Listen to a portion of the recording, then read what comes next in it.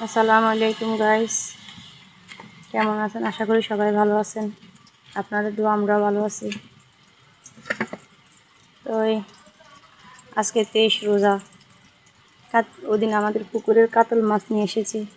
তো দেখছেন, কাতল মাছটা তো দেখাইছিলাম ভিডিওর ভিতরে। আজকে ফ্রিজ থেকে নামাইছি, এগুলো নামানোর পরে ভাজি করতেছি।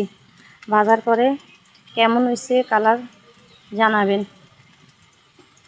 তো এই নামানোর সময় আপনাদেরকে দেখাবো কীভাবে ভাজি করলাম, কীরকম কালার হয়েছে দেখাবো। তো সবাই ভালো থাকবেন, আর আমার চ্যানেলটাকে লাইক, কমেন্ট, শেয়ার, সাবস্ক্রাইব করে দিবেন, যেন আপনাদের মাঝে নতুন নতুন ভিডিও নিয়ে আমি আসতে পারি, বিভিন্ন ধরনের ভিডিও নিয়ে। তো সবাই ভালো থাকবেন, সুস্থ থাকবেন। আসসালামু আলাইকুম।